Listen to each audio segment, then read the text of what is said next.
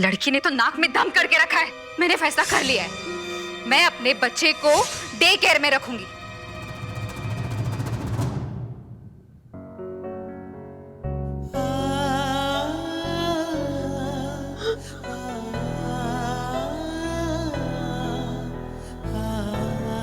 क्या जरूरत थी ये सब करने की? मना किया था ना मैंने तुमसे, कहा था मैंने तुमसे कि मैं मोक्ष को वापस ले आऊंगा। देखा तुमने अपनी बेवकूफी का नतीजा। अब सारा दिन मोक्ष किसी अनजान इंसान के हाथों में रहेगा। कल्याणी, इतना भी भरोसा नहीं है मुझ पे? क्या मैं तुम्हारी नजरों में इतना गिर चुका हूं? ऐसा मत कहिए मल्हार जी, प्लीज ऐसा मत कहिए। खुद से भी ज्यादा भरोसा है मुझे आप पे। कल्याणी, भरोसा कर। मैं क्या करती मल्हार जी, क्या करती? पिल्लू रो रहा था, पिल्लू का रोना मुझसे बर्दाश्त नहीं हुआ। नहीं देख सकती मैं उसे रोते हुए, वो मेरा पिल्लू है। और आज मेरी गलती की वजह से मेरे पिल्लू को कितनी तकलीफ सहनी होगी। कल्याणी, नहीं, मुझसे गलती हुई है और कल्याणी, मुझे इस गलती की सजा मिलनी नहीं, चाहिए। देखो मल्हार जी, मुझे इस गलती की सजा मिलनी चाहिए। नहीं, मुझसे ऐसा कुछ- गलती हुई है। देखो क्या कल्याणी, देखो मेरी क्या बात सुनो। जरूरत थी तुझे कल्याणी? क्या जरूरत थी? क्या जरूरत थी संपदा के 500 पिल्लू को लेने के लिए? कुछ देर अपने इमोशंस कंट्रोल नहीं कर सकती थी तू? कल्याणी, तुम मेरी बात देख लिया ना, देख लिया ना, तेरी इस छोटी सी जिद की वजह से आज क्या हो गया? नहीं, इसकी सजा तो कल्याणी को मिलनी चाहिए।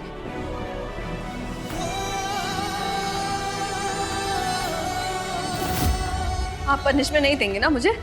ठीक है, कल्याणी, मैं खुद को तुम समझ क्यों नहीं रही हो? मैं खुद को ही सजा देखो कल्याणी, क्या क्या बदतमीजी है? छोड़ो इसको, हटो। क्या पागल बनाए? छोड़ो, बस करो ये। छोड़िए ना मल्हार जी, कल्याणी, मल्हार जी, मैंने कहा मल्हार जी, कल्याणी, मल्हार जी, अब आपका हाथ, आपको तो पहले से ही चोट लगी थी। मल्हार जी, आई एम सॉरी, गलती हो गई मुझसे। कितनी गलतियां होती है तुझसे कल्याणी, कितनी गलतियां, कितनी स्टूपिड है, कितनी स्टूपिड। कल्याणी,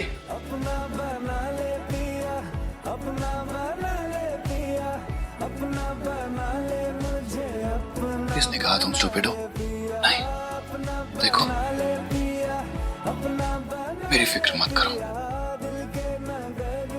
मुझे दर्द सहने की आदत है, लेकिन खुद को चोट पहुंचाकर मेरा दर्द और मत बढ़ाओ।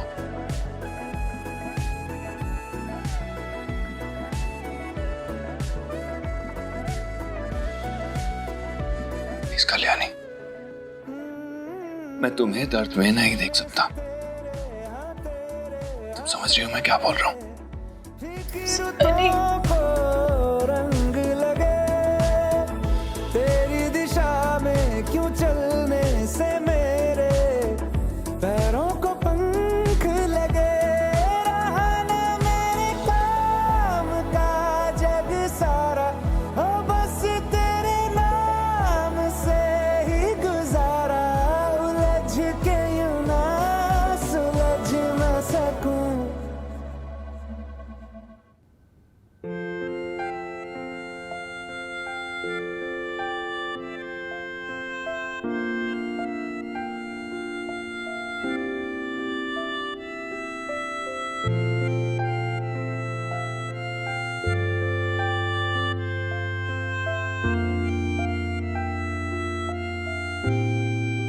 मल्हार, माई, ये लो, हाथ पे लगा दो, हाथ ठीक हो जाएगा। मैं लगाऊं? नहीं, मैं लगाता हूं।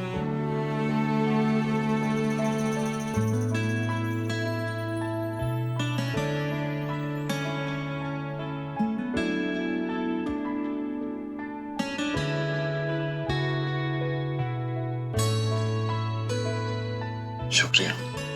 वो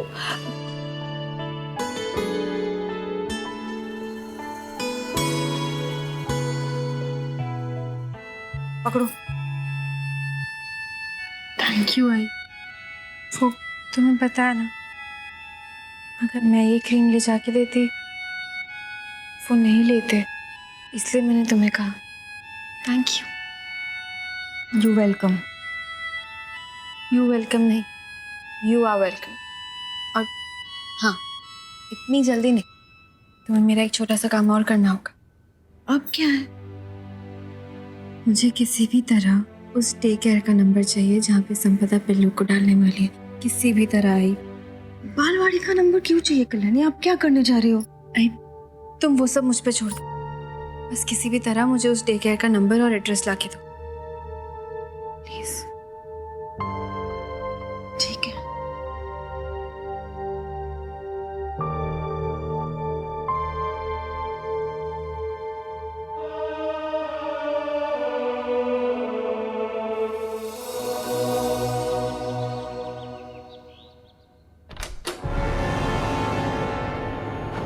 ए हवलदार साहब, क्या क्या क्या कर रहे हो? मैं छोड़ना, मैं देता है ना तेरे को पैसा, छोड़ना। चल। अरे हवलदार साहब, अरे छोड़ो, रखो नीचे, रखो, इधर आओ। क्या क्या छोड़ो ना, क्या क्या कर रहे हो? और ये पुरानी बोतलें वापस क्यों रख रहे हो? क्या चल रहा है ये बोतलें रखने के लिए इनसे मैंने कहा है। ये पुरानी बोतलें यहाँ रखकर तुम मुझे फंसाने की कोशिश कर रहे हो? फंसाने की कोशिश नहीं कर रहा हूँ, फंसा रहा हूँ। बस यूं समझ लो कि तुम्हारी बर्बादी शुरू हो चुकी है। मैं तुम्हें छोड़ूंगा नहीं। समझते क्या हो तुम अपने आप को? हाँ,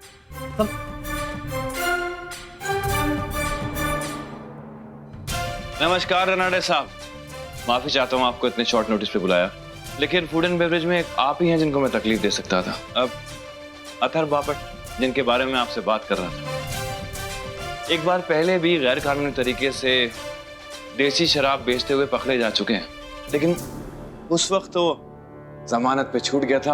अब इसने फिर से वही धंधा शुरू कर दिया। आप चाहें तो जांच पड़ताल कर लीजिए, चेक करो। जी सर। अरे रानडे साहब, आप कहाँ ये फालतू की चीजों में पड़े? आइए कुछ बात कर लेते हैं, आइए, खर्चा भर। मुझे रिश्वत देने की कोशिश भी मत करना। रानडे साहब, मेरा धंधा खराब हो जाएगा, मजाक नहीं कर रहा हूँ। सर, अथर्वा बापट झूठ बोल रहे हैं। एसीपी साहब सच कह रहे हैं।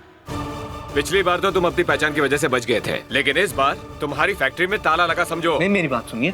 100, 150, 200 लोग मेरे नीचे काम करते हैं। मैं तुम्हारा लाइसेंस जब्त कर रहा हूँ।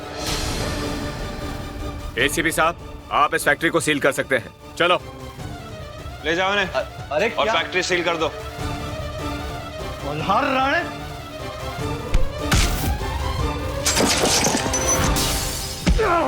थोड़ा गुस्सा बचा के रखा था ना, अभी तो बाकी की बर्बादी भी देखनी है तुम्हें। और अगर तुम चाहते हो कि तुम्हारा बिजनेस पूरी तरह से बर्बाद ना हो, तो मुग्धा का पता मुझे बता दो।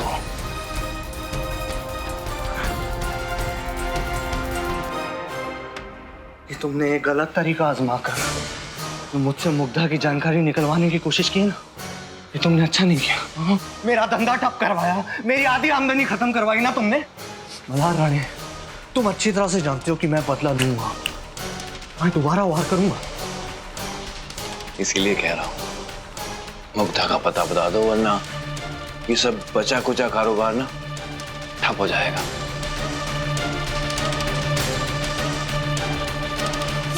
और ये वार्निंग एक पुलिस ऑफिसर नहीं, एक बाप दे रहा है जो अपने बेटे को पाने के लिए किसी भी हद तक जा सकता है, समझे?